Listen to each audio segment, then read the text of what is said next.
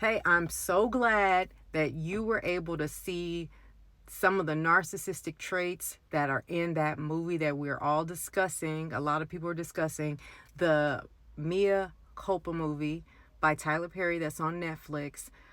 People are coming for him. They're looking at it at a different perspective, but here's someone else who got to see it from the narcissistic angle that a lot of these characters have, like heavy narcissistic character traits. And it's more of a teachable moment because some of us have fallen for that okey doke. Some of us have fallen prey to people like that in the movie. And we can't be afraid or ashamed to admit that, hey, I once fell for that type of guy in that movie. You know, the flesh can be weak, especially if you become sexually active at a young age. So you feel like you know what you're missing. But if a person that is a predator, they prey on your insecurities and they know how to manipulate and play those mind games with you, you can fall victim to a lot of the stuff that you see that the main character is doing. The character's name is Zaire, played by Trevante Rhodes. Now, he's extremely handsome, right? He's handsome, he's sexy, he has so much appeal to him, right? And so there's this mystique about him that intrigues Mia, Kelly Rowland's character, even though she's married. So she's tempted and she wants to know more. She's wrong for going there and crossing over and, you know, committing adultery off of some suspicion or false evidence that was presented to her without diving deeper into it. So she has some things that are highly flawed about her character too, and she needs the attention that she's not getting from her husband, but she's getting it from another man, so it's like more enticing. But that is the kind of guy that is able to draw in to a woman that is feeling a lack of attention from her partner. So the devil can play on whoever is weak in a relationship. So if there's two weak people, the devil is going to find ways to get in, to kill, steal, and destroy. He's going to kill, steal, and destroy people's relationships, their marriages, even their self-esteem, their self-worth. There's doubt in there. There's insecurities. There's a lot of ego. Decisions are based off of pure ego-driven, motivation. So I didn't say this in my other video, but like when I watched it, I saw some things that triggered memories of things that some men have said to me.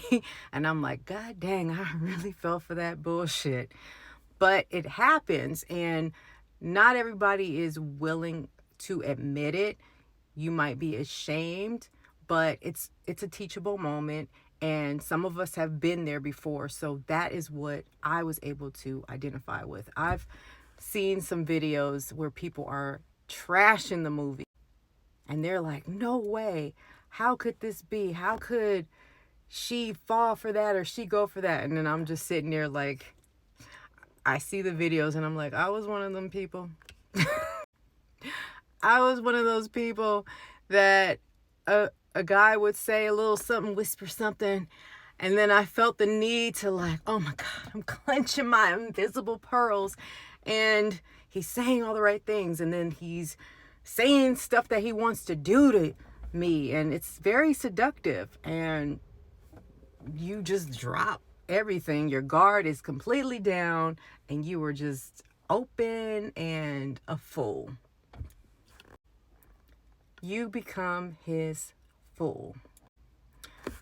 And then after it's all said and done, It's like the magic is over. Especially when you find out, like, you're not the only one. They do this to every woman that they come across. That is something that happened in my 20s a lot.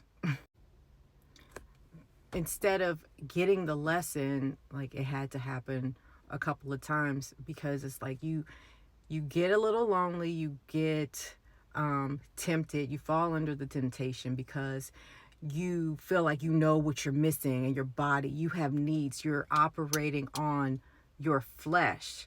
And the devil knows what makes you weak. He knows what makes you tick. So he's going to send that type of guy your way, because it's like, oh, he's attractive. He's saying all the right things, and he's laying it on heavy, and he's love bombing these women.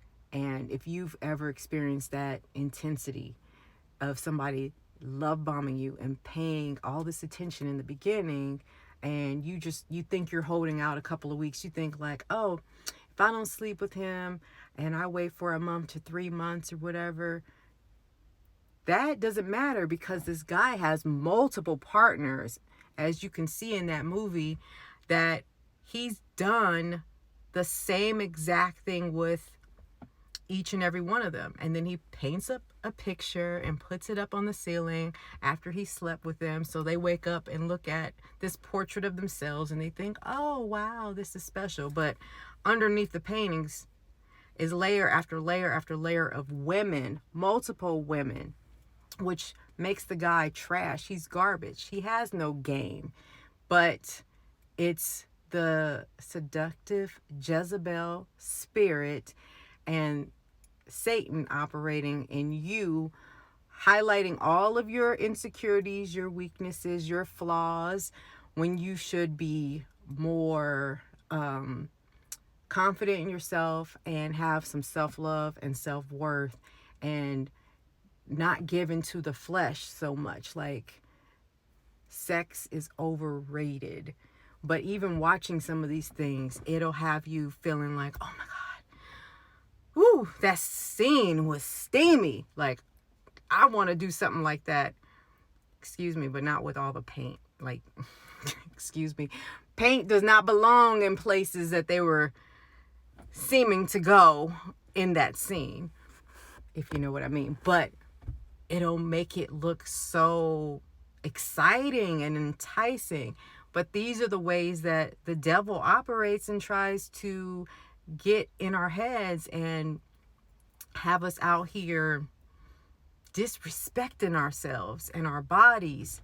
So if you're going to watch it, anything, take it in. What is this trying to teach us or show us?